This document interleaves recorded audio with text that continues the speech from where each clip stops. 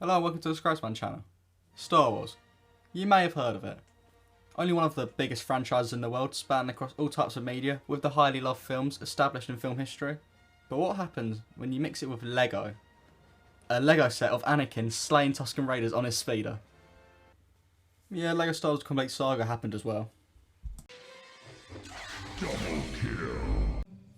Okay, we have all seen or heard of Star Wars, the sci-fi phenomenon that has a lasting impact on both films, pop culture, with its original trilogy, together with that famous crazy plot twist. I am your Mama? That's Mama Luigi to you. Or the mixed prequel trilogy that included an insight into how the Empire were elevated to power, as well as seeing the Emperor flip off his chair.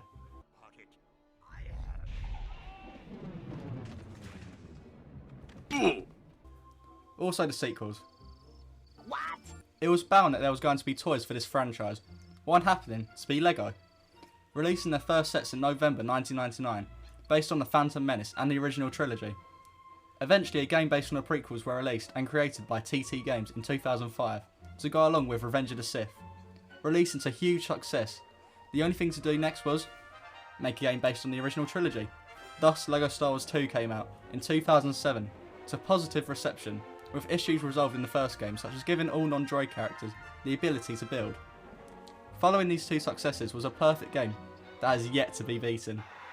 LEGO Star Wars The Complete Saga. A combination of the two games with better graphics and improvements added to the package. One place to play through all 6 films and relive the most iconic scenes of the series. Except killing younglings. You get to watch that. I cannot tell if that was the worst way to experience this in a kids game. There are too many of them. What are we going to do?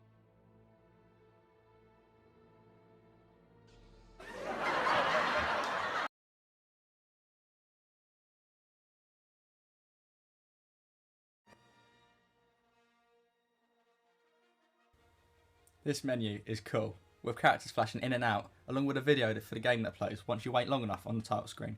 Very nice.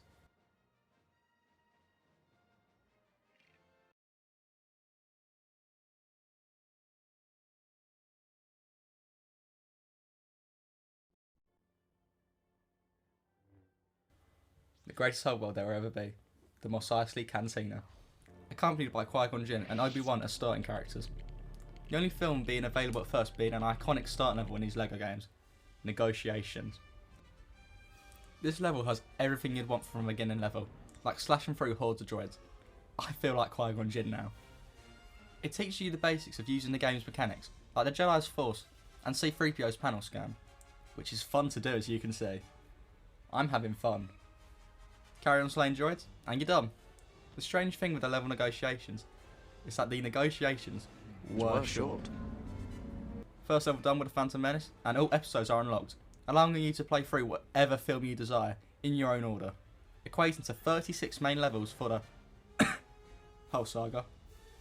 This includes allowing you to play through the most iconic scenes in the series, like blowing up the Death Star in A New Hope, or getting to fight Darth Maul. How does he do that?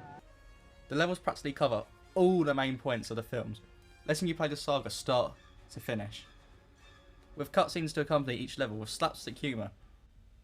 As with the original LEGO games, there was no audio, so the devs worked in a humorous workaround, like this drawer getting hit by a car. Peak of comedy. This game also allows you to play through the whole game in co-op. The co-op can be good with the right person, like my brother who played through the whole game with me. He was extremely helpful in aiding me in completing this game, doing everything correctly and perfectly as we worked our way to the end. The chemistry was on point, if I may add.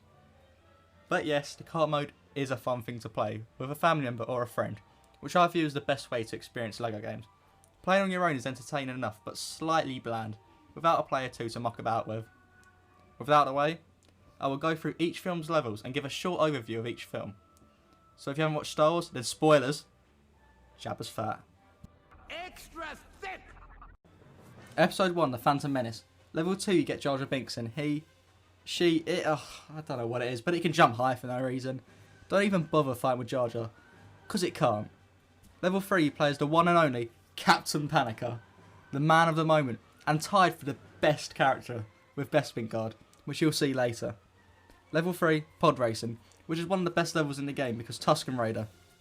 Level 5, you return to Naboo, where you once again play as him, the Panicker, where you save all his Panicker brothers in brown hats. Final level is Darth Maul. Panicker at the front, could have stopped him, but saved that for the Jedi.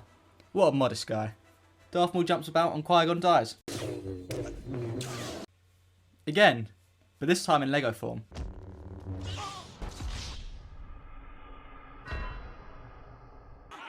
is even funnier the second time. Obi-Wan makes him disabled and is left to train the boy. Episode 2, Attack of the Clones, also known as the worst film, but who knew it could also be the worst in this game as well?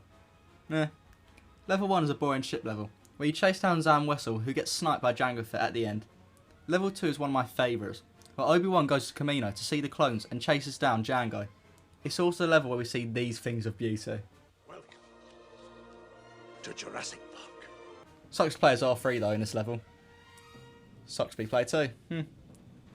Level 3, nothing really happens. You get to the end of the Droid Factory and that's sort of it. Level 4, which is also known as a level to be made 3 times, being here, the Clone Wars, and soon to be in the Skywalker Saga. Standout feature being Mace Windu, having his only playable part in the story level. Oh, and Jango being killed in front of his own son. Hilarious. Third best character, may I add. Level 5, my favourite part is this. Level 6, Anakin dies and Yoda is here. Good for him. Episode 3, Revenge of the Sith. Level 1 is an on-rail ship level, where if you die you reset from the start. Level 2 is where Palpatine tells us to do it, and General Grievous abandons ship. Another happy landing. Level 3, you play as Commander Cody and Obi-Wan to fight General Grievous. And it's a really quick level, with Cody dying at the end, as well as Grievous.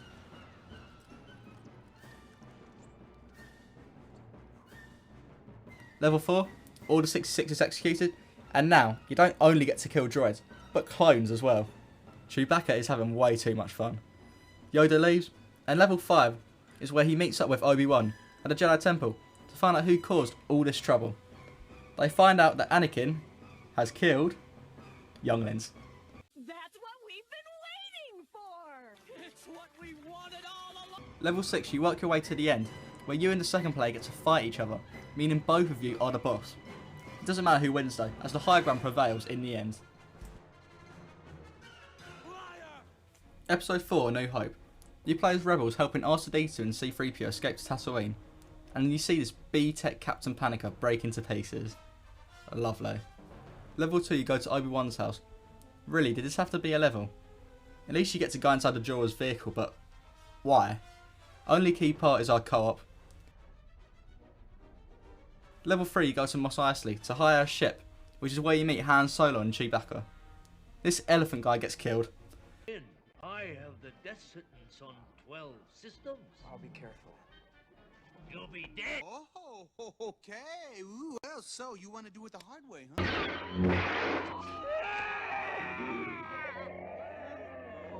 Level 4 is saving Leia and the Death Star, as Obi-Wan goes off on his own. Level 5, you escape the Death Star by playing through some iconic scenes like swinging across the platforms and the room of 100 troopers. This level also highlights how brutal the enemies can be, as you die so much to them. They are out for blood. This part where Obi-Wan dies is just funny to me as well. Luke gives him the blankest expression, like he's more in distress over his potato salad. Level 6, you blow up the Death Star in another ship level, with the Vader chase section matching up well to the film. Episode 5, The Empire Strikes Back. Level 1, you take out AT-ATs and AT-STs on the Hoth, which is another boring ship level. Level 2, you escape Hoth as Han and Leia, with Han Solo loving the slopes. Level 3 is another ship level, so soon after the first one. You fly through the asteroid field and have to keep on going back for purple balls to blow up the rocks. Very tedious. Level 4, Yoda trains Luke on Dagobah and recreates the X-Wing scene, with Ghost Obi-Wan being a gazer alongside him. Level 5, Luke goes to Cloud City to fight Darth Vader, and we find out that Luke is Vader's father, as he convinces Luke to join him. Yo, dudes, the Empire's pretty chill. Maybe you could, join. Playing as second player sucks once again. Level 6 is another great one. We escape Cloud City and witness the saddest part of the game, Bespin Guard's death.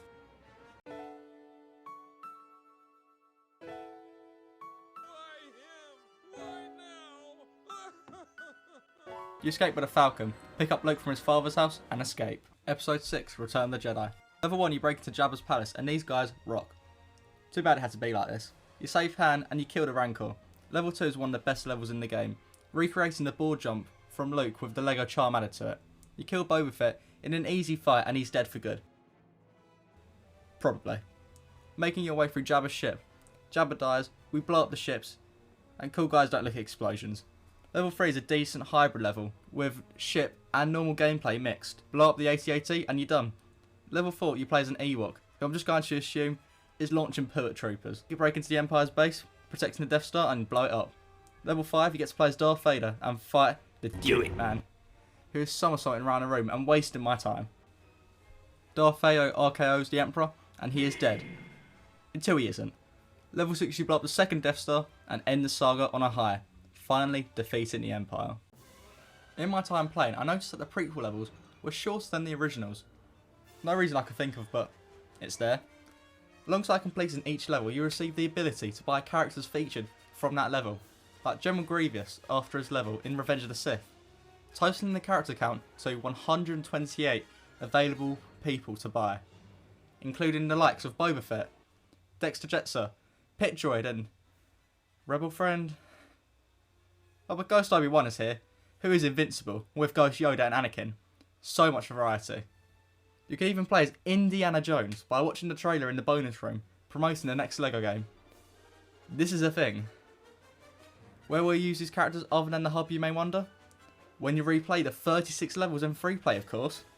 A mode where you can use any character you own, and collect items that you miss, like mini kits, that result in a mini model of a vehicle in the saga.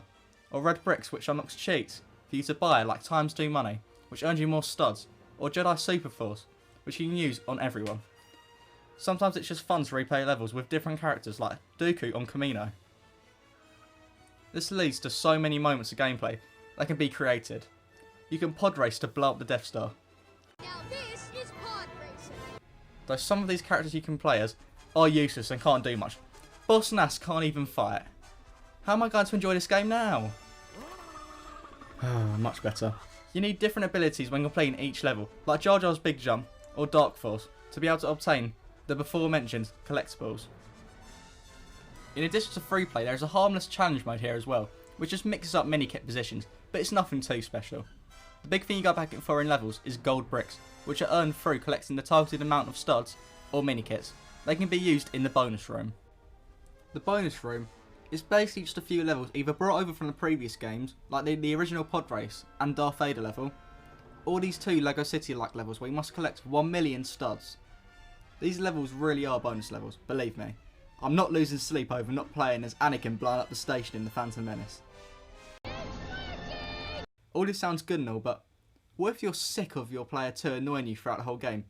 Then settle it out in the 2-player duel mode. We can fight against each other in unique arenas with special matches bound to happen. I mean, is this not cheating? It allows me to settle this war on who is the best character in this game as well. Panicker or Bespin Guard. I cannot believe how close this match is. Oh my, how is this going to end? That was truly a battle of the Titans. But this can go further. I will create a more powerful being. Bespin Panicker. And my brother's guy. Trying his guys against Count Dooku. The teamwork could not be better if you ask me. Panicker is too godly. If you think that's everything the game has to offer, This is where the fun begins. once unlocking all the bounty hunters, you get to play a game of hide and seek by hunting down each targeted character with a timer of 3 minutes. Some don't even try, and some you could say try harder than others. Nothing too difficult though.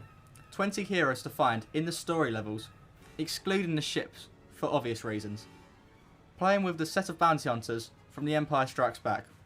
The reward you get, 20 purchasable gold bricks. That you may be wondering now, where do they go towards other than bonus levels? The big 100% reveal is outside, where the gold bricks have built up over time. after multiple playthroughs of levels and completion of all content where you are rewarded with gold bricks. And I just got lazy and looked up the reward in YouTube because I'm not replaying all the levels again. Are you crazy? Just pretend this is my footage of completion.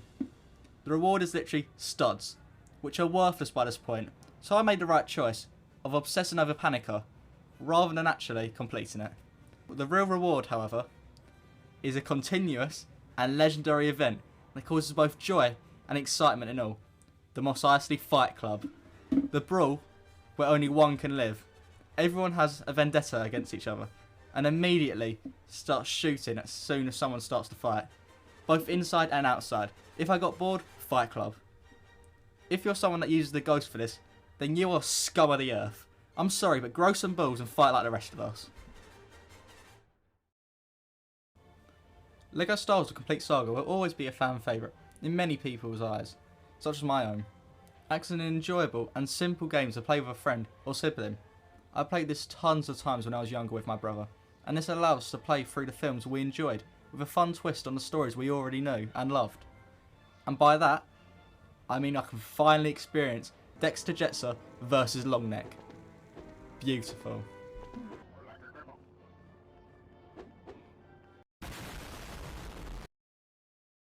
Hello and thank you for watching my video on LEGO Star Wars: Complete Saga. What I'm saying now is kind of off script, so I'll just go ahead, but thanks for watching. I do want to continue making more videos a bit more frequently because I found myself taking a few more longer breaks than usual. So hopefully I'll be able to upload more frequently and deliver more content. So make sure to subscribe, like the video, and goodbye.